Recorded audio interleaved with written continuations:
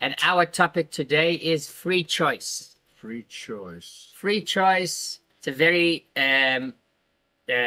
interesting topic. And we'll see that there's a lot of sources to this topic. It's connected to quite a few issues, quite a few subjects, and it's also connected to our parsha. And I want to start off with the question and the story in our parsha. Is that the entree or the main?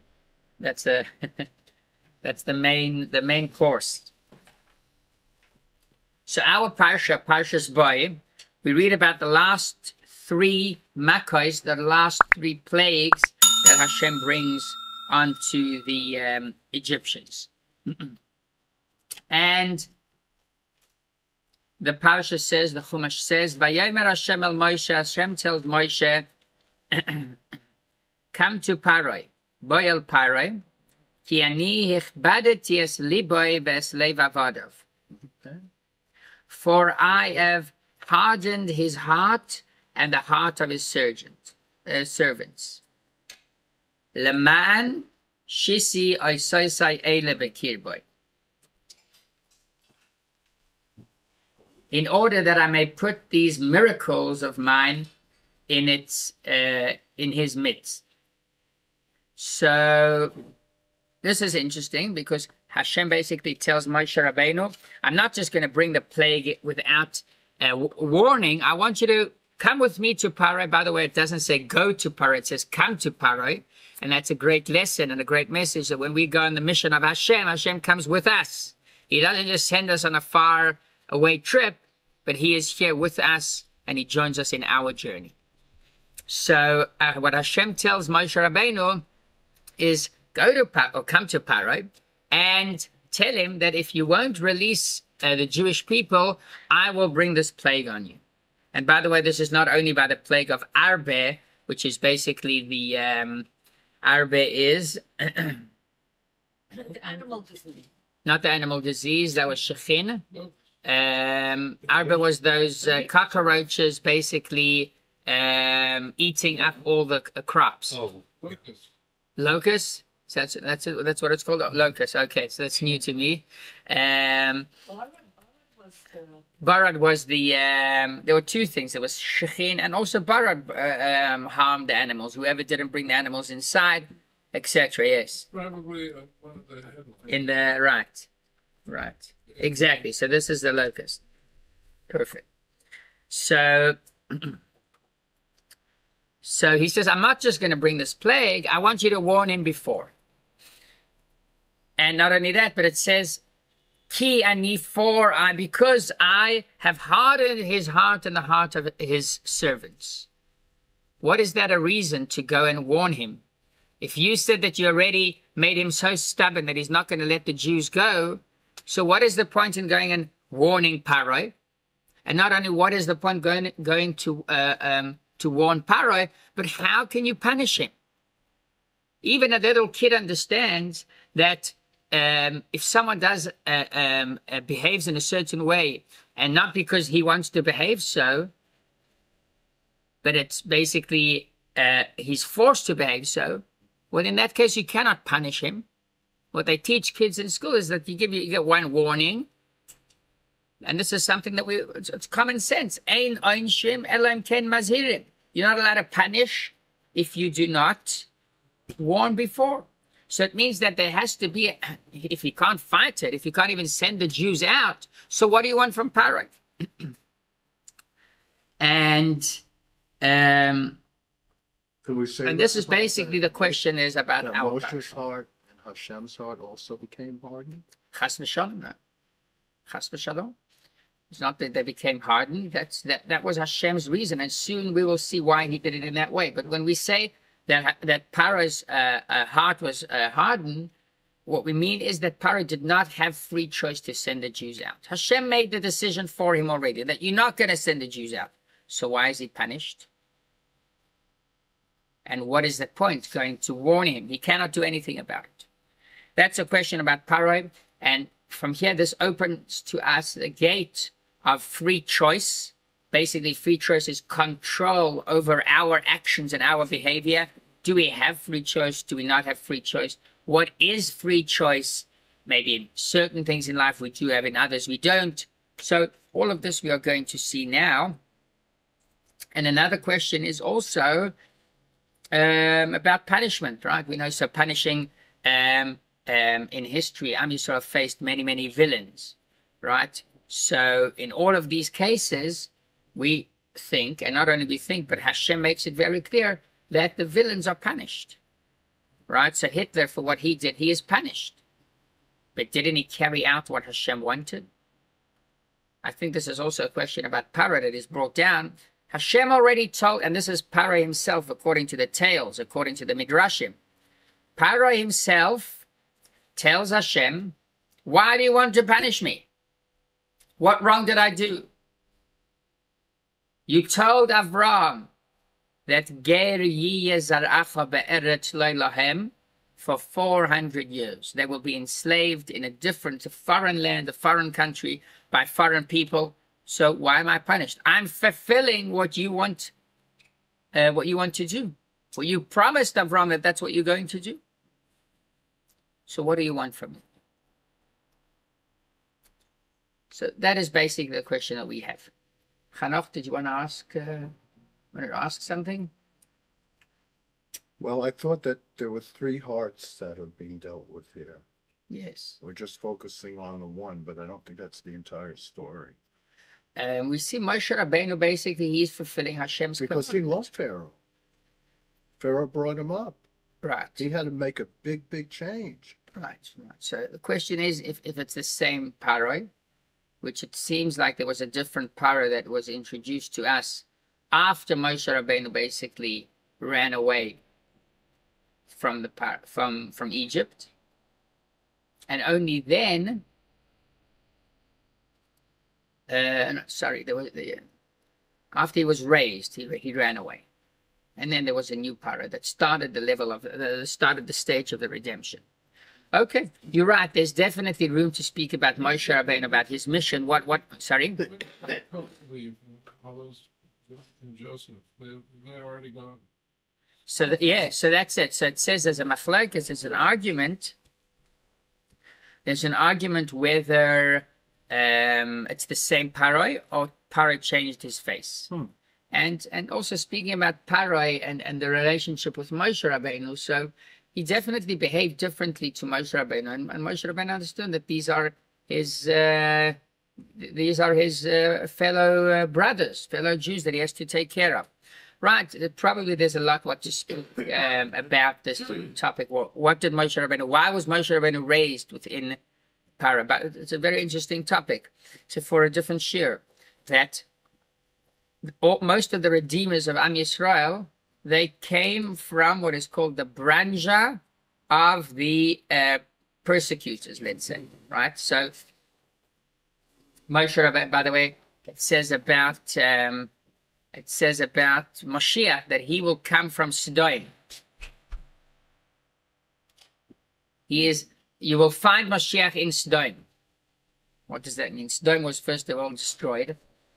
But the point is that, and by the way, we know that Mashiach comes from the incest of Lot and his daughters. So Heilige Mashiach is going to come from that. Mashiach, he is the one that he has to live in Rome, that's what it says, and he deals with all the schmutz of Rome, and he's able to overcome that, and out of it bring the Geula, bring the redemption. But that's for a sheer for itself, that whole topic. So back to the free choice, we've got here. Okay, so let's speak about what is free choice. And do we have, who has free choice, what extent of free choice we have, etc. And I want to start off with the Gemara. So the Gemara says that there is a machlokes if Yisrael have what's called mazal. Do we have luck? Do the Jews have a mazal? No. So you're saying that there's no, Am Yisrael doesn't have a mazal. What is mazal? Sorry? It's not really luck, is it? Luck is just very haphazard. So you say, Blima says that we have And Dorit says that we don't have mazal. No, mazal means that you have a certain a designated plan for all of your life, basically. That's the idea of mazal. By the way, certain people, and that's where they used to, it was very, very common to ask people that understood in astronomy and all of that to speak to them about their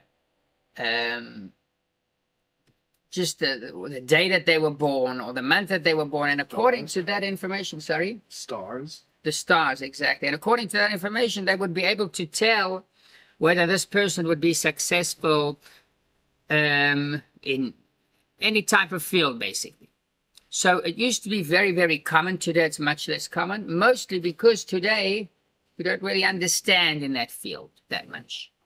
But we're speaking about the principle. Do we have mazal, which means the moment a person is born, that's it. Hashem has already decided for him if he will be rich or poor, if he will be smart or stupid, if he would be friendly or unfriendly, whatever. All of these things, is this something that is already decided for him, or maybe we don't have mazal? So in the Gemara says that this is a machlokes. This is an argument between the rabbis. The Rabbi Chanina says, mazal machke, mazal mashir, veyesh mazal leYisrael. There's a certain, let's call it, plan. Let's give it, instead of mazal, we'll call it a plan. There is a plan for each and every yid. The place where a person is born, the life that he goes through, the parents, the friends, the family, what happens to him during his childhood and on and forever, basically. But then it says, Rabbi Yochanan says, Ein mazal Yisrael. There is no plan for Am Yisrael in that sense that nothing has been decided. So for the Gentiles, they have a mazal, which means everything has been decided for them. And if a person was born on a certain date, it means he will be rich, and that's it. No matter what he will do, that's his. There's a word for it. I'm trying to find. That's his Destiny. destiny. Oh, that's what that was. I was looking for destiny. So, but Am Yisrael, they don't have destiny, and he brings proofs. Rabbi Yochanan says, "The Amar Rabbi Yochanan minayin shein mazal Yisrael." Where's my proof? Where's my source? Shenemar Koi Amar Hashem el derech hagoyim al tilmedu. The Gentiles' ways do not learn from. Ume oisais hashamayim al techasu. Do not fear the signs of the sky. Ki echasu hagoyim mehema. The Gentiles are afraid of it, but you, Am Yisrael, you shouldn't be afraid of it. So, by the way, it says also in the Gemara that if there is a moon eclipse, right? That's the when the sun covers the moon. So Am Yisrael should feel scared. They should worry. And when the sun has an eclipse, which is much more rare, then the nations should all worry. Why? Because the Jews are connected to the moon, the nations are connected to the sun, etc. But here we see that Rabbi Yochanan says, do not fear the signs that you might see from the sky. So if someone understands in it, and we had, by the way, a rabbi that spoke to us on Shabbos, and Bezrat Hashem, we're going to bring him for one of the lectures. He spoke to us about Jewish astronomy, and he can show the calculations of the stars and the different planets and the meaning behind each planet. It's very interesting to see. But the moment a person goes to him and says, okay, what is my planet? What should I, what's my destiny? Don't believe in it. Don't believe in it. Why? Because Am Yisrael are above the whole concept of destiny. Yes, Hannah. So are you saying that the non-Jew does not have free will? Okay, so you're taking it to the next level. We will speak about that a bit later on. Because it's true, we're doomed. Right. So and all right, it's not that, but we'll speak about it. Bring up the question after we discuss this topic of destiny. Okay. So, also Rav, the Gemara says, and Rav brings a very interesting story. He also says that there is no destiny or a made-up plan for Am Yisrael in advance. The Amar Rabbi Yehuda Amar Rav, Minayin she'en mazal Yisrael. Where is my proof that Am Yisrael has no destiny or definite plan. Shenemar vayotze osei achutza. Avraham Avinu, we know that when Hashem made with him a covenant, he basically told him, come with me outside, I want to show you something. Amar Avraham Ifnei HaKadosh Baruch Hu, Ribono Shel Olam, ben beisi yoresh osi, my son Yishmael, he should be my heir. Amar Leilav, Hashem says no. Ki im asher yetze mimei'echa, your true son, he will, hu yiroshecha, he will be your heir. Amar Lefanav, Ribono Shel Olam, I've watched the stars, I've watched the sky, I've watched the planets, and there is no hope. I'm not worthy of having children. According to the planet, according to the way that the stars are placed, etc. Go out of your destiny, or itztagninus, that sight that you saw, that there is no chance for you to have a child, because there is no destiny to Am Yisrael. You are above destiny. You are above the whole concept of luck. So what about? And by the way, Mashiach? sorry, The coming of Mashiach, is that not destiny? It's the end we had a whole share about the times of Mashiach. Yes, it's a different topic. We can talk about it after the shir. So, by the way, if someone chas v'shalom is not feeling well or very, very sick, what do they usually do? Say to him, right? And if he's really, really sick, and you're saying to him as well, change his name.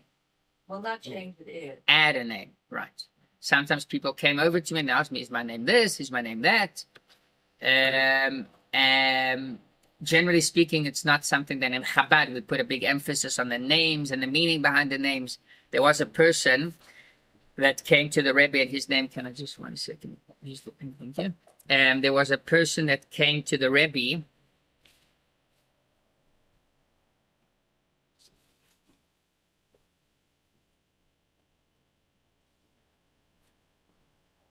There was a person that came to the Rebbe, and he told the Rebbe, my name is Nimrod. Now, who was Nimrod? And he basically became closer to God. He would have turned b'tshuva. And babies are being named that today. And babies are named that today, right? I don't get that. In Israel especially. In Israel Yeah, especially. yeah. And this is an Israeli guy that he's probably now 60, 70. He lives in Kfar Chabad. And he became a chozer b'tshuva. And he read about this Nimrod guy, and he saw that he wasn't such a tzaddik, right? He was the king and rebelled against it, threw Avram into the fire. So he didn't like his name. So he came to the Rebbe and he told the Rebbe, what do I do with my name?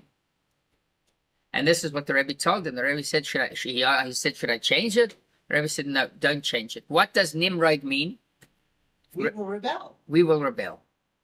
Yes. So the Rebbe said, take this feeling of making a rebellion, and instead of rebelling against Hashem, rebel against the Yetzer Hara. Use that type of temper and nature that you have and try utilize it to Kedusha. This was the Rebbe's shitta, this was the Rebbe's style, and we will see also another example to this idea. So here we see, so that's why we change names again, because we want to change the destiny of this person. If his name was, let's say, Shimshon, and Shimshon is too much Gevura, so we want to add to his name some other name as well. A name of Yehuda, whatever it is, a different name. Well, so you're allowed just the other name, you don't have a name change stuff. So we do it usually by a Misha Beirach, by the Sefer Torah. That's it. And that's it. Yes. Yes. So that's what I did with Nachshon. Nachshon, you added that name? That's very interesting. And why did you add the name Nachshon? Because I think he's such a great hero. Yeah, very nice. So Rabbi Goldberg, He did. he did for you the adding? Yeah. Chanoch Nachshon, very nice. Nachshon, yes, he was a great hero. We'll read about him next week. Maybe we should do the shiur about Nachshon specifically. I should get in the lead. Yes. So it's not a ceremony, it's a Misha Beirach type of... So the rabbi gave me an official stamp. For an aliyah? Yes. But not women can't. So we just do the Mishaberach. We just do the Mishaberach. That's the real thing. The Mishaberach is the thing that changes the name. I thought when he said Chanoch Nachshon, I thought that it was a name that you discovered. A lot of people, it happened to them. My grandmother, she discovered that her name was not Chana Rachel, but Nechama Rachel. Very similar, but different. And, you know, if you go by your English name or you don't remember them using your full Hebrew name, then you might forget it. So, okay. So this is the idea of names, and this is the idea of destiny and of mazel that we speak about, that if it's designated, that's your decision, that's it. And here we see an argument between the two rabbis. So No kidding. how could there be an argument between the two? It's all that they have or they don't have. You can have an argument about an opinion. I hold that we should that he is chayav, or I hold that he is patur. I hold that he fulfilled the mitzvah. I hold that he did not fulfill the mitzvah if he did it in a certain way. But about facts, about reality, you cannot argue. So it's either that there is luck or there's no luck. Is there destiny or not? And what about So that's- randomness? And is there randomness? It's another topic. This is Hashgacha Pratis, divine providence, and we know that there is no randomness. And yes, how does that work? What's the whole shitta there? We'll speak about that as well. Yeah.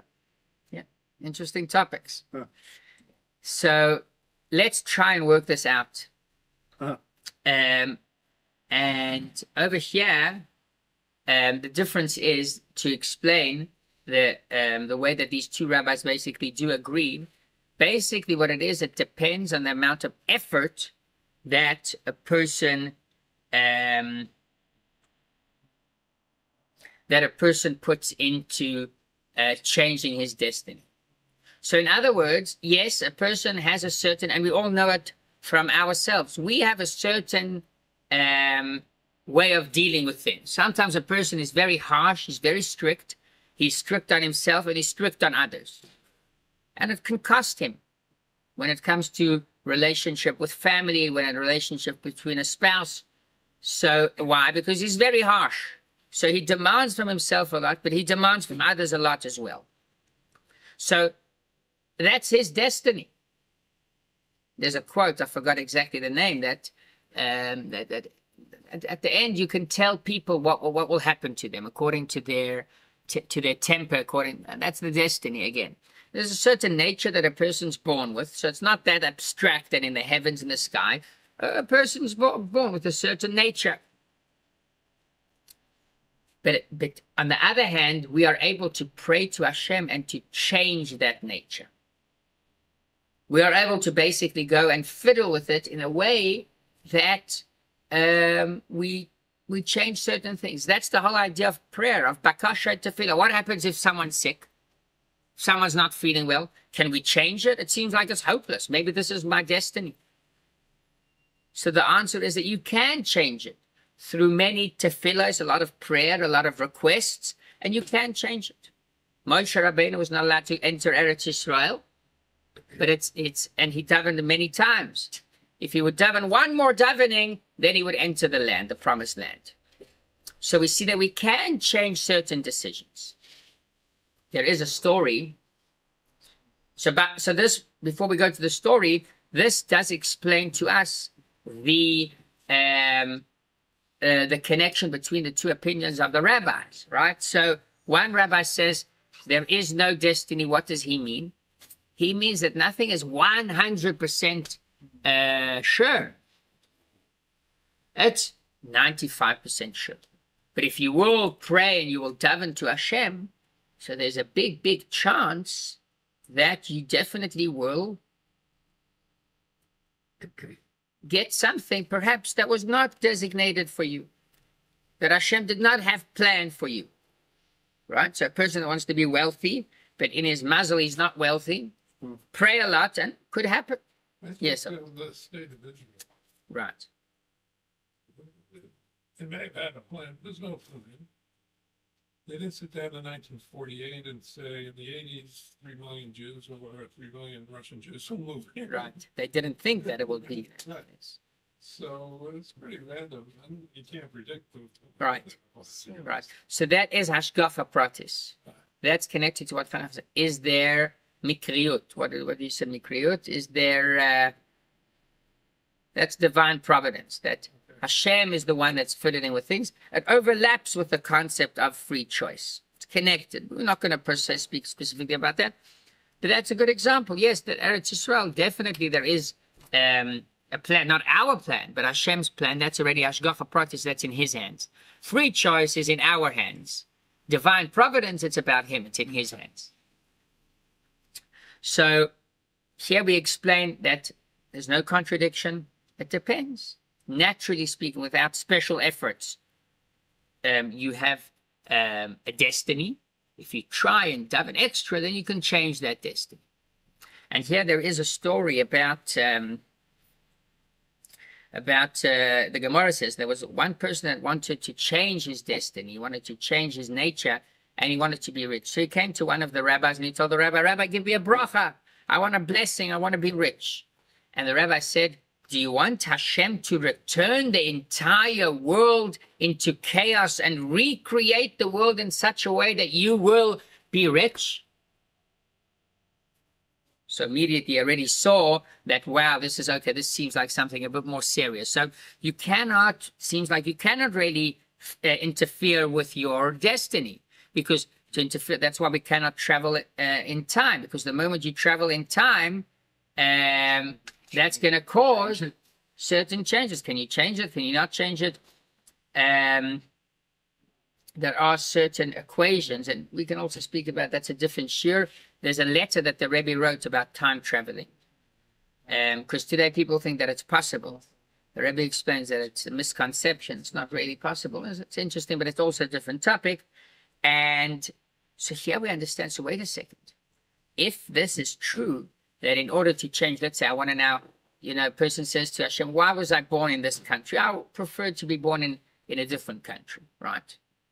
So, well, in that case, Hashem says, do you want me to change the entire creation and plan it out in such a way that you will be born to different parents in a different time and in a different place? I cannot do such a thing. So there is certain things that we cannot change. That's what it seems like.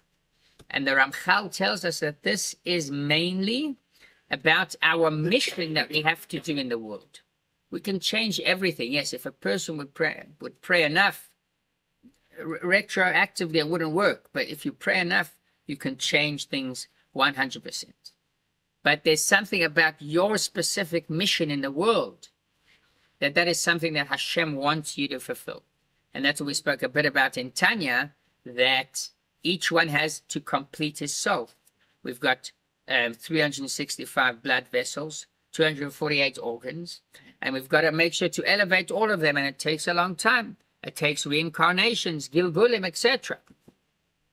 Well, in that case, there is a specific mission that you were sent here to do. So don't change that. Because the moment you change that, you are interfering in the internal plan of God that He has for the world. Yes, Mordechai. We're talking about free will, which, and how we're talking about right now, is for us right now in the immediate. But what about, but how would free will be affected by the prayers of our grandparents and great-grandparents and great-great-grandparents and their prayers as it affects our free will and our resolve? Right, so this is very interesting. We will see, and we'll speak about it a bit later, the whole idea of free choice. What does that mean? And the fact that there's a lot of influence that we have, first of all, by genetics. It's not that simple to say that we have free choice. A lot of scientists and psychologists, they say that there is no free choice. So what drives our behavior? It's your DNA, your genetics, and your environment. So your genetics as the parents, environment is the way that you're educated, brought up, etc. And yes, then so this is a whole topic, and we know that Hashem rewards generations and generations later for mitzvahs that the grandparents or great-grandparents did in the past. So the social sciences are all about the lack of free choice. Okay, so we're going to speak about that in a moment. By the way, this is the story of the Roth, if I'm not mistaken, the Rothschild family. Mayor Anschel the Rothschild, who was the first of the Rothschilds, he basically he got a certain reward, and that gave all the children afterwards money forever. And it doesn't always work in any rich family. Many rich families, it doesn't last forever. So, yes, Hashem does reward us because of things that happened in the past. Even that, the point is that even that we can change. And that also goes about sins that were done in the past, which sometimes Hashem says, yes, that I will charge the children for the parents or the grandparents, etc. That is the story of Cain and what was his name? Abel? So because of the sin of Cain and Hevel, for 7 generations, the punishment was postponed. And that's why there was one of them killed with an arrow. Of Lamech? Lamech, exactly. So Lamech, he killed his son with the arrow. And his wives, by the way, no one wanted to marry him because they knew that his children are going to die. Should kill him. Because he was the son of Cain. So it's all because of Cain that Lamech is also punished. Yes, this happens. But there we also have the ability to change that decision. That is through prayers. Soon we're going to see a great message about this. And how's it possible actually to change things even if it seems like there's no hope. There is no hope. We'll see a very special message from the Rabbi. Okay, here is another way that we can explain this idea of destiny.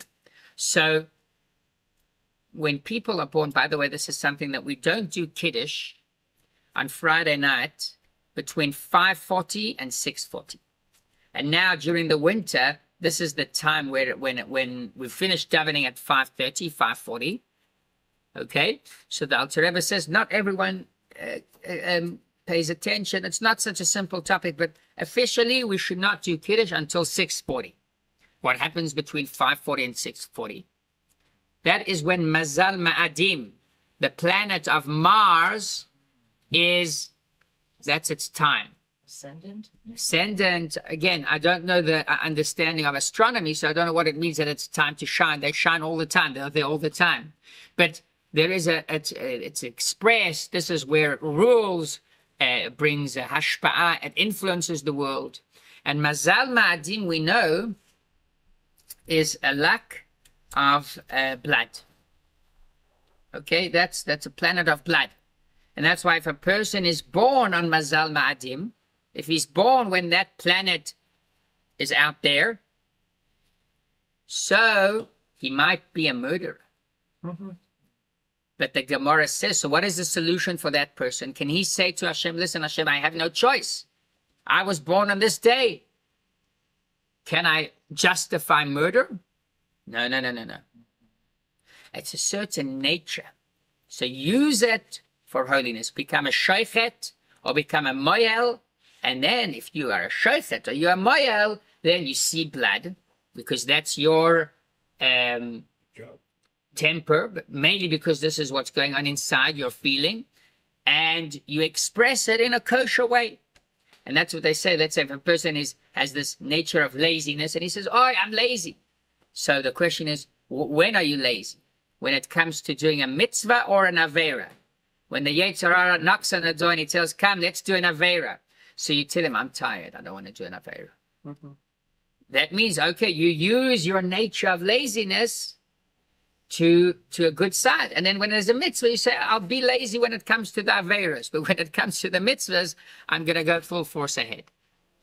So that's why, again, if people have certain behaviors or natures, or it's not going to justify, there's no real excuse to tell Hashem, you created me in that way, so therefore I'm not going to use it, utilize it in a way that's connected to what Hashem wants. That's it.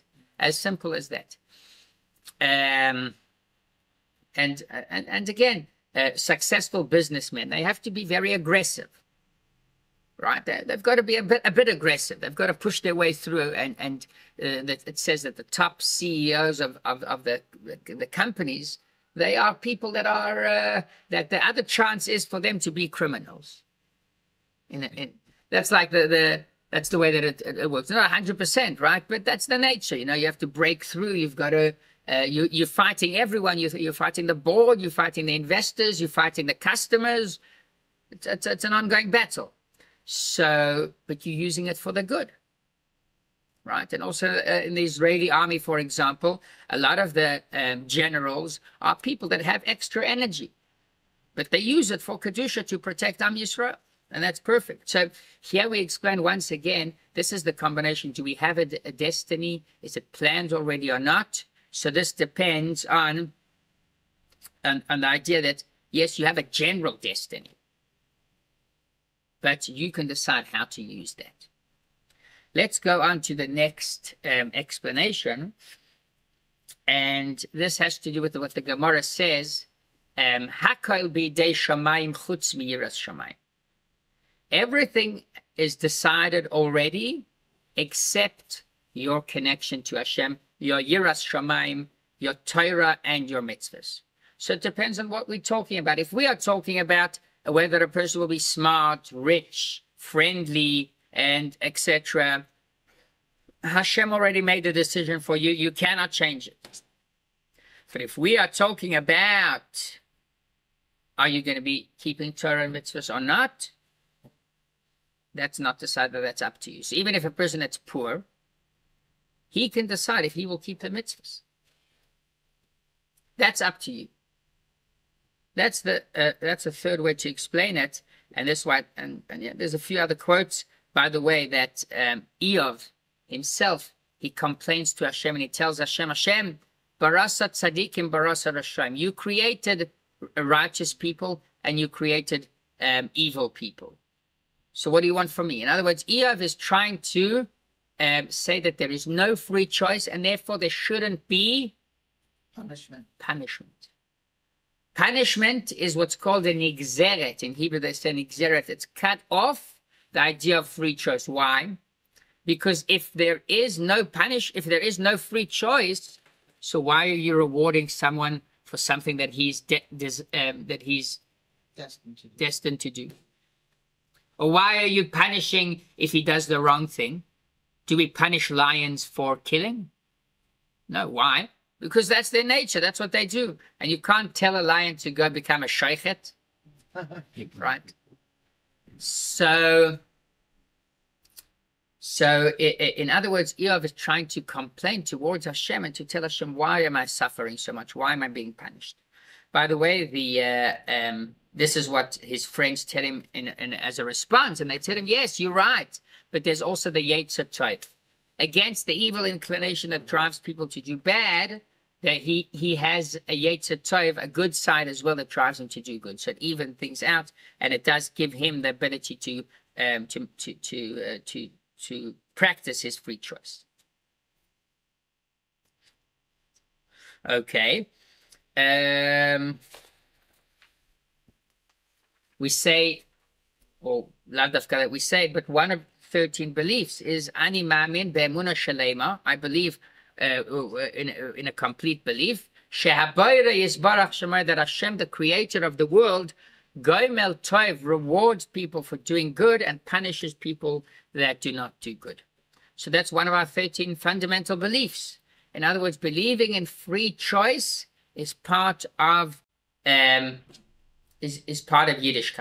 That is part of our religion, and it's so important. How does the general world look at free choice? So that's also interesting. The way that they look at free choice is that a lot of people say there is no free choice. So how do people act and behave? By their DNA, and we spoke about it, by the DNA, and based on their surroundings. So if a person is put in a tough neighborhood, don't expect him. And there was one of the Israeli criminals, Abargil. He was a head of the Abargil mafia, and he claimed that he was put in jail at a young age, and he had a whole interview with one of the Israeli reporters, And what he said is that in his neighborhood, he doesn't know other ways to deal with people besides throwing out a knife. And if you were educated that way, he says it's unjust to put someone like that in jail. It's not him. Sometimes it's really not him. So why do you prison people in? Why would you put them in jail if it's not their free choice? To the people that believe that there is no free choice today, He's gonna still kill. okay, so that's it. So you're not putting him in jail to punish him. You're putting him in jail to prevent him from continuing doing these bad things. Right. Pick them up with treatment. Right? So if we believe in free choice, and we do believe in free choice, so therefore we would put people in jail to punish them because they're responsible for their behavior. Those that don't believe in free choice, so they go into jail not as punishment, but to prevent them from They continuing. promise not to do it again. Right. So Israel would believe them. Yes. Well, the thing is that there are just certain basic laws we all are responsible for keeping. Yes. And Jews, as much as the Gentiles are, we all have to obey the 7 Noahide laws, and one of them is having courts of justice. Right. And in order to prevent the whole world from exploding from all the crazy evil things people do on a basic level, just on a basic level. Yes, that's why they have courts of justice, 100%. South Africa. And so South we have to Africa, put yeah. people in jail who show that they are gonna murder somebody at some point Right. by So- taking knives out all the time. Right. So that's someone that you want to prevent him from doing that, but not as punishment, because Right. we are not in any position to punish someone that his destiny is to kill people. Okay, so the thing is, then we put him in a place where we can, Make sure that he won't do that again. and Exactly. we can help it, re-educate him. Okay, so if it would work, then that's, by the way, that's one of the, if it works, Works. that's another discussion, because, yeah, that's one of the problems with jails today. And the Rebbe, by the way, the Rebbe spoke about it, that The big in if. jails, it's not a good enough system because they're not re-educating the people. You know, you put a guy in for 25 years, and it turns out worse than what he was in the beginning. And you have to say, Okay. Can't put him with people that are like-minded, though. Right, okay. Yeah, you've got that's the re-education. So, No, that, yes. So, because he's a Jew. why do we believe in free choice? Why do we believe- Are we the old guy? Why do we believe in free choice? Why do we believe in free choice? Why is that so important? So, first of all, everyone has a certain feeling of free choice, right? When you behave in a certain way, do you feel like you are forced to act in that way? There's always, it can come to you a question, should I do this or that, right? These things happen all the time. Should I behave in this? Should I shout at the person or should I forgive him? Across the street at the walks with it. Yeah. I have to make that decision. It's already been made, right? Or it's already been known. So, okay, that's it. So that's for advanced, an advanced level already. Does Hashem make for us our decisions, or does He just know them already in advance? Well, maybe we can speak about it later. That's the issue of forgiveness. Oh, so we're going to get to forgiveness. Here, so of course we know that free choice is not only about our feeling. First of all, we have the feeling that we can change, and people do. We see change their tempers, etc. But it's also about the fact that Hashem is putting us here not to just play a video game that He already decided, but He put us here to do right, to do the right decision. And that's the key to understanding the whole idea of free choice. What about Gentiles? Gentiles, do they have free choice? Okay. You said no earlier. So maybe they don't have free choice. They had free choice. They picked the name off. Maybe they don't have free choice. She said the mitzvahs are what's commanded. Choose not to be good. Not to be. Well, Okay, so yeah, the Rambam speaks about it, yes. And we can see it. You're all right. Yes, they do have free choice. The Rambam speaks about it, and it's based also on our Chumash, right? With Paroi, he had free choice. And this is what Hashem says. V'ani achazek es lev Paroi. And here we're going to answer the question about Paroi, and also about Sichon and the Knaanim. They all have free choice. Also, the Gentiles have free choice. That's why they are punished for doing bad things. And right, remember that Hashem spoke. Paroi asked Hashem, "Why am I punished? You told Avram that that's what's going to happen." Yes, but you were not the one that had to fulfill it. I said that it could have been the Chinese. There's no excuse to the individual to go and enslave the Jews because of Hashem's promise. Maybe it will be fulfilled in a different way. So the bottom line is that they do have free choice, and this is the basis to punishing Paroi, and also going to Paroi and warning him, "Let my people go." Well, in that case, so why was Paroi punished? Hashem says, and this is what we read in our Parashat, that I've hardened his heart. Several times. Several times. He's stubborn. So there's a great answer over here, and there are two answers. Answer number one is that Paroi was very, very arrogant. And this we see right from the beginning. He's not bothered by Hashem. It's not that he denies Hashem, that he curses Hashem. He says, "I don't know who this guy is. He does not enter my home." He was very, very arrogant, and any miracle that Moshe Rabbeinu showed, Paroi said, "I can do the same." And this is why what Hashem punished him is in a very unnatural punishment, where Hashem takes away his free choice. That's part of the punishment. Part of a punishment is to show the Egyptians and the entire world that there is nothing that can stop Hashem. So it's one thing punishing a person and for his act, but this is a special type of punishment where Hashem actually takes away the freedom that Paroi had. What is putting a person to be a slave? Taking away his freedom. He has no self-identity. He's not responsible also for anything. He has no self-existence. He doesn't think to himself. It's always by what his master tells him.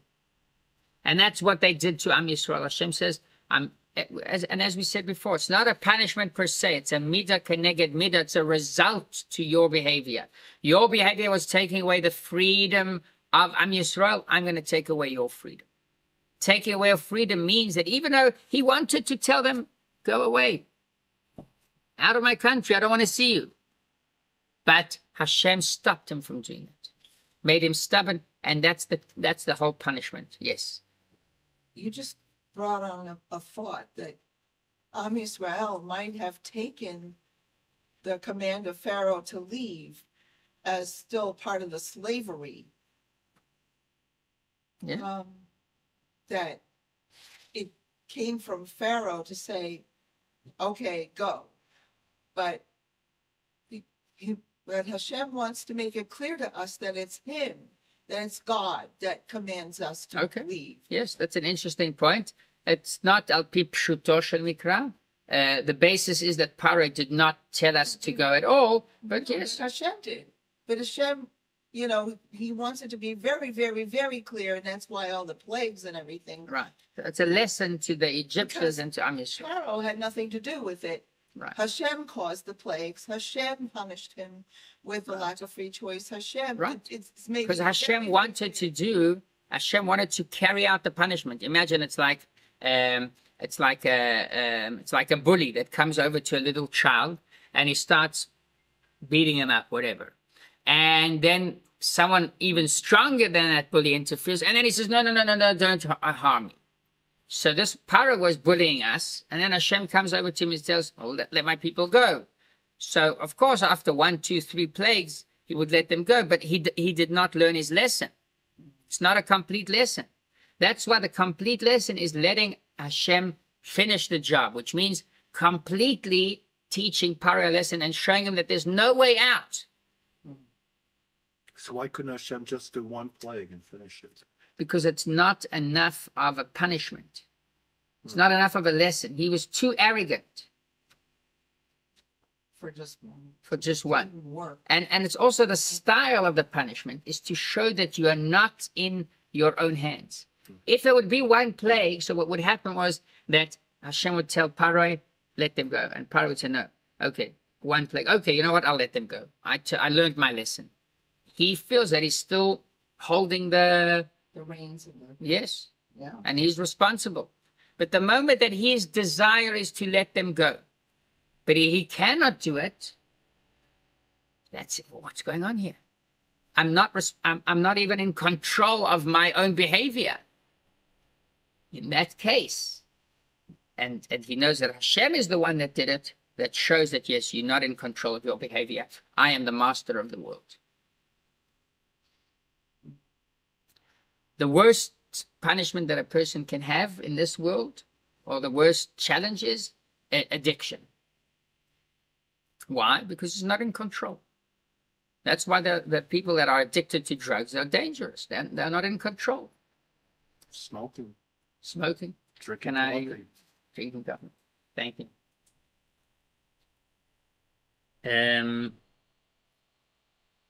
Coffee drinkers are Coffee Drinkers Anonymous. you have to live with outside. The long straw.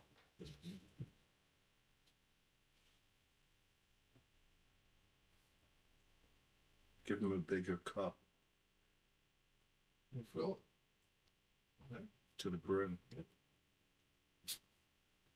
You're like build a big truck. So now we can understand, and this is the first reason, why did Moshe go and warn Paro? Paro didn't have any choice. It was part of the punishment, the warning. It's to go and warn the person, to give him the feeling that I'm just warning you. So you have the ability to let us go. Paro said, I'm not going to let you go, even though he wanted to let us go. That is all part of the punishment, and that is why he's also punished. Why is he punished? Not for now, but for being an arrogant person before. Enslaving people. And here we come to the final answer of the Rebbe, and this is an amazing explanation. It's a big chidush. It's a big innovation, but this is a lesson very much for us about the power of teshuvah. The Rebbe says that if we take a close look,